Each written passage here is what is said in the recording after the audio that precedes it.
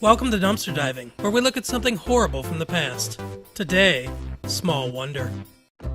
The episode begins with the parents getting ready for a date. Mom is cleaning, but Dad says the babysitter is only 15 and doesn't care about a clean house. Dad also mentions that he likes that his wife isn't a teenager, which seems like a case of protesting too much. Mom would be wise to be on high alert. Their son Jamie then walks in and says he fixed Vicky's neck. Cue terrible 80s TV special effects. The mom tells Jamie not to make Vicky do that because it probably hurts her. Dad tells her to chill and to treat Vicky like a soulless metal demon, just like in all the great works of dystopian science fiction. Nothing could go wrong. In the kitchen, Dad explains to Jamie that they're going to a reception his robotics company is holding for a new robot arm that can open and close a car door. The project that Dad is working on, a robot arm that can simulate polishing a cucumber, is still a secret. Mom says the babysitter is sick, probably with gonorrhea from the last time she babysat and drank the funny-tasting milk Dad offered her. Jamie, the 10-year-old, says he can babysit himself. Dad says no because he doesn't want Jamie finding his metal fetish magazines, but decides to program Vicky to be the babysitter. In the universe of Small Wonder, programming a complex robot has nothing to do with code or hardware, but simply means speaking. Without Jamie realizing, they give Vicky a set of rules to make him follow. Rule number 1 is don't open the door for anyone, no matter what. Rule 2 is that Jamie has to be in bed at 9 o'clock, and Rule 3 is Jamie must do homework before watching TV.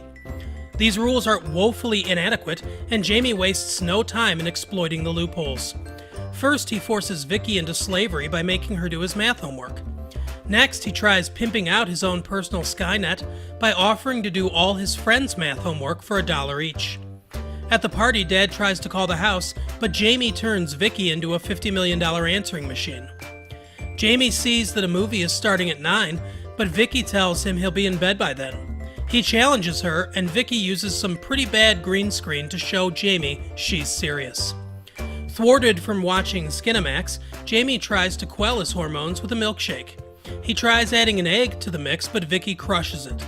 I know it sounds weird, but we did use eggs in milkshakes in the 80s. Our attitude was, if AIDS doesn't get you, it might as well be salmonella. Jamie has learned from his dad and insists that this girl have a drink of his concoction.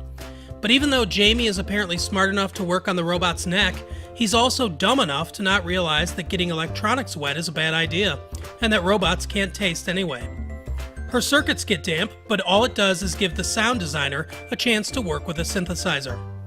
Harriet, the neighbor, comes over, and they try to pretend they aren't there like my family used to do when my deadbeat uncle came over to borrow money. Harriet says her babysitter fell asleep, so Dad's roofie must have found its way next door.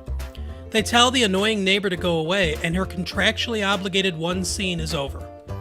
They decide to watch a music video, and Vicky starts dancing. Jamie asks, "Who taught you to dance?" Michael Jackson. She's the right age for Jackson's type, but probably the wrong gender. The parents come home because they remembered that work parties without booze are lame, and the door is bolted. Vicky won't let Jamie open the door because the number 1 rule was don't open the door for anyone, even though they just opened the door for the neighbor girl, and Dad could just reprogram her by talking to her. All of a sudden now you need to press a red button on Vicky to change her commands. He instructs Jamie to do it, but now it's 9 o'clock and Vicky drags him to bed.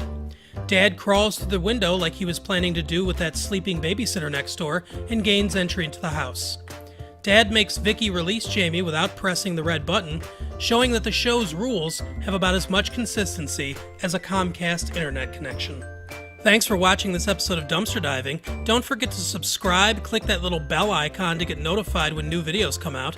Come back every Tuesday for deleted chapters from famous novels, and every Thursday for more episodes of Dumpster Diving.